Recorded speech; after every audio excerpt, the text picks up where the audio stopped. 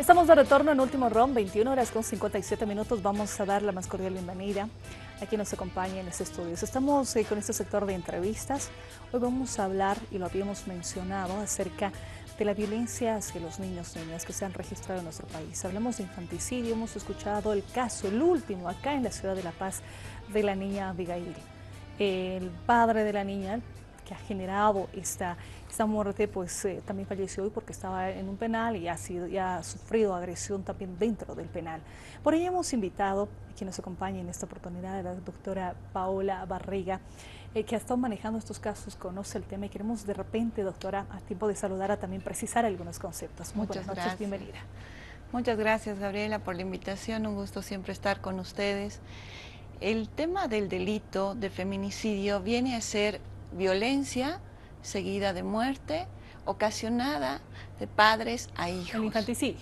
El infanticidio, que comúnmente era utilizado con el antiguo procedimiento como parricidio.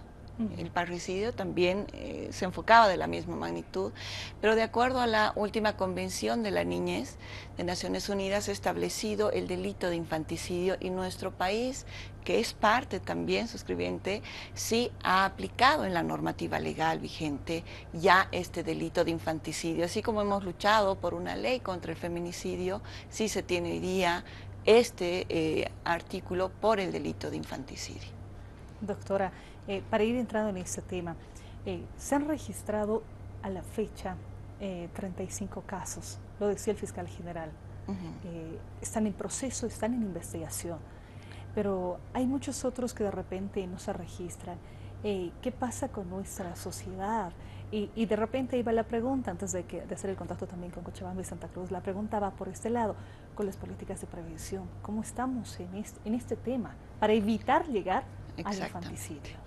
Bien, en el tema estadístico, primeramente deberíamos establecer lo siguiente. En el tema estadístico, recién hace unos pocos meses es que el Ministerio Público asume ese rol.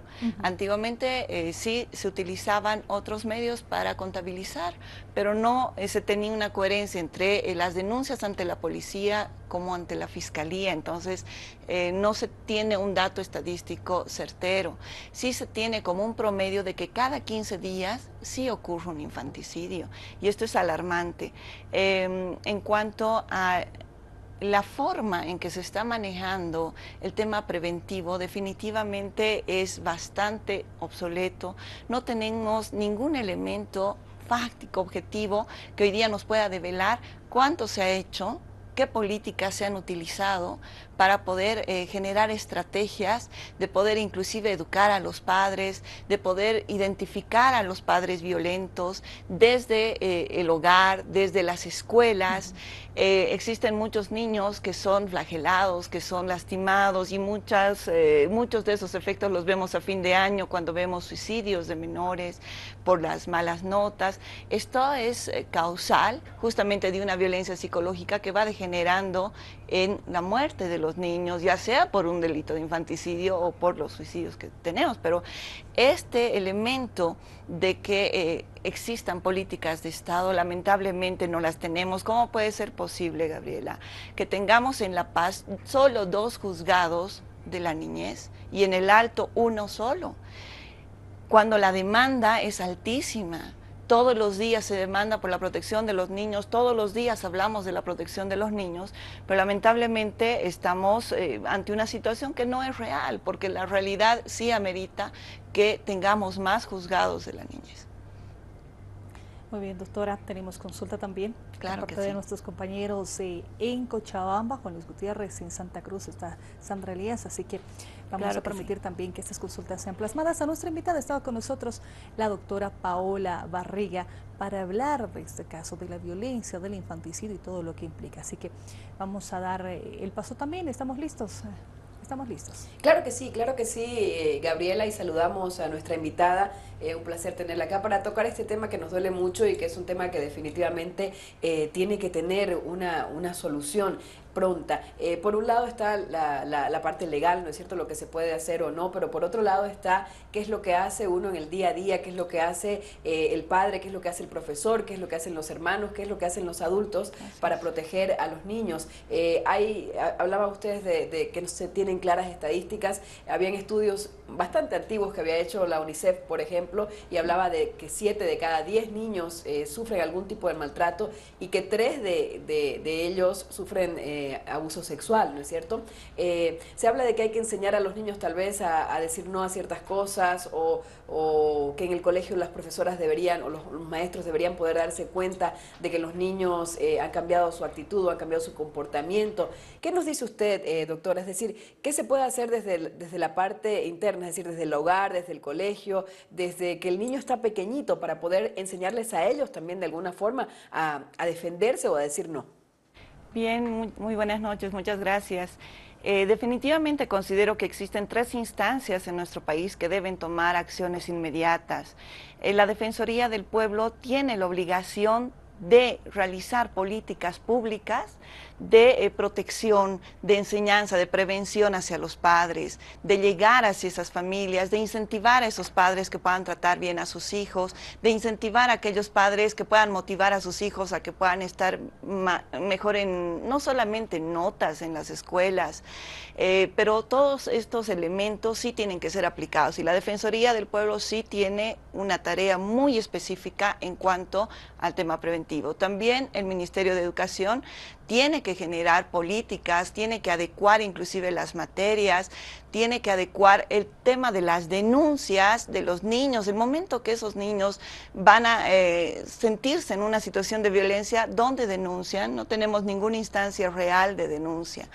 En cuanto a no solamente es el tema de la justicia, no solamente es el tema de sancionar, de castigar, son 3 instancias, como bien decía, no podemos recurrir a una sola y sí tenemos que abrir un debate público muy grande porque sí estamos evidenciando que este tipo de delitos se están convirtiendo en delitos que los vemos todos los días y ya no podemos permitir que nuestros niños vivan este tipo de flagelo al interior de sus hogares. Imagínense, llegar a tu hogar tiene que ser el refugio más grande que tengas, no puede ser el lugar en el cual te sientas más bien víctima del dolor, víctima del sufrimiento, víctima de una agresión, de un grito, de un insulto, menos aún de golpes.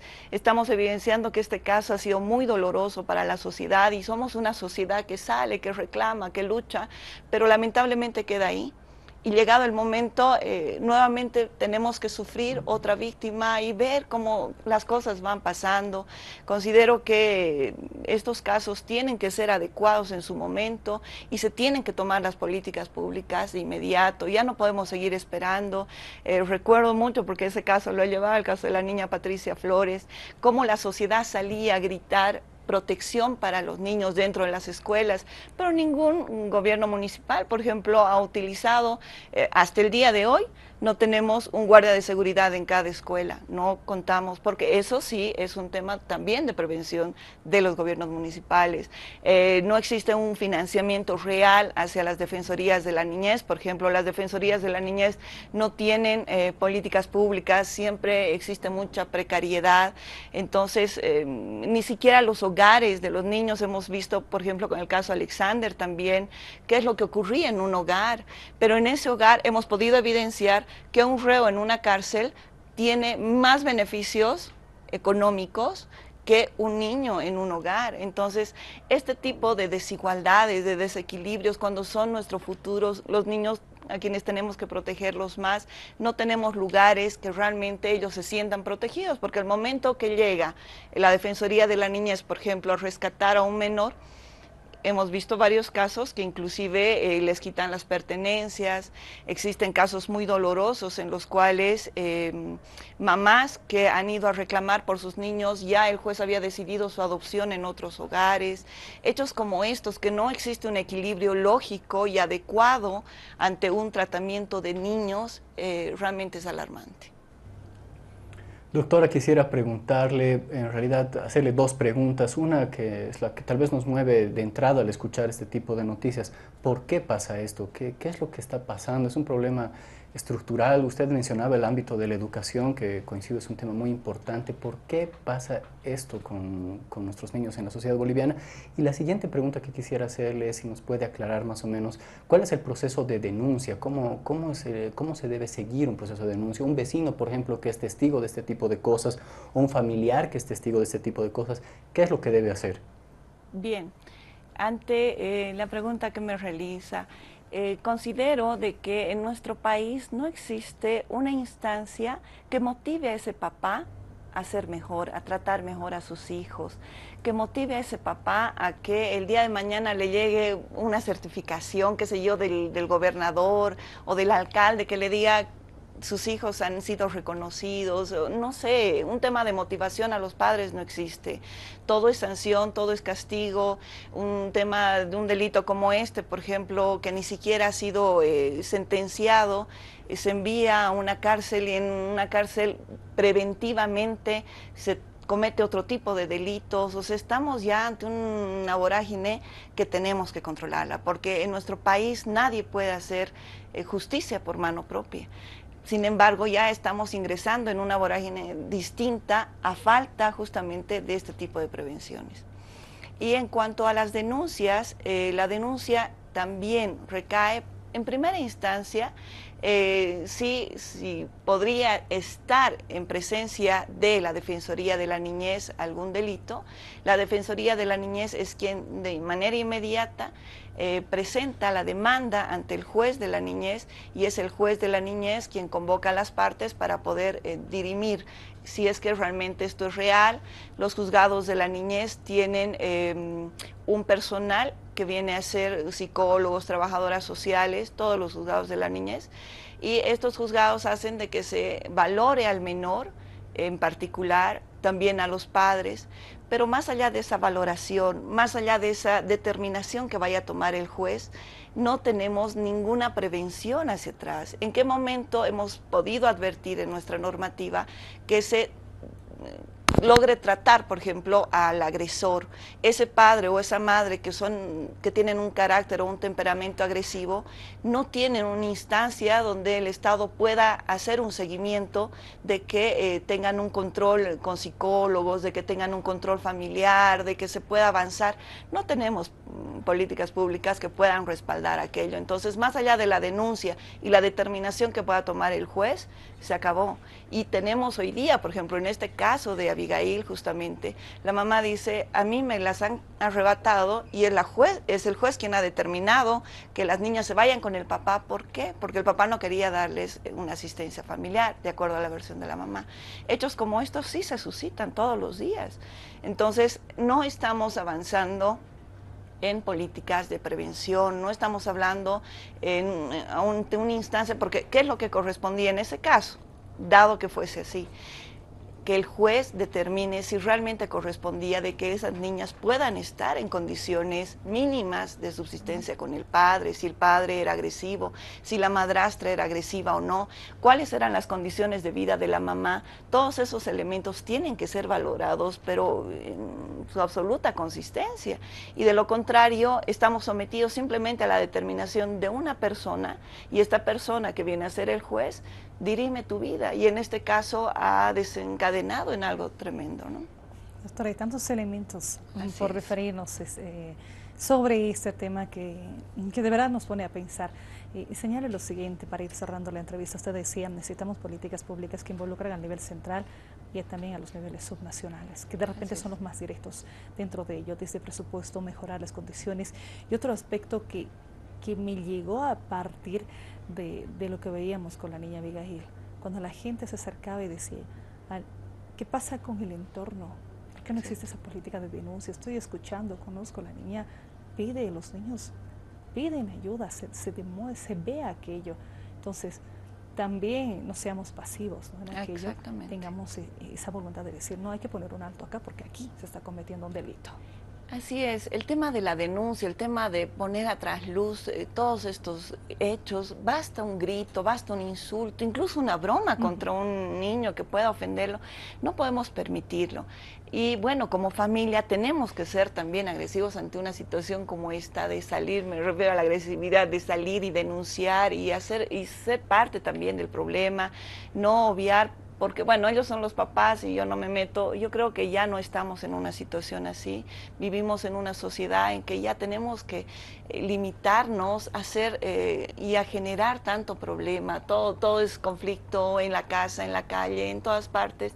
Ya vayamos calmando y vayamos avanzando. Necesitamos políticas de Estado que coadyuven, que beneficien, que feliciten a esos niños, que feliciten a esos padres, que los hagan sentir y los motiven a ser mejores cada día. Yo creo que con políticas así podríamos ir avanzando mejor. Muchas gracias, doctora, por habernos acompañado estos Gabriel, minutos. un gusto. La doctora Paola Barriga nos ha acompañado en Último Round.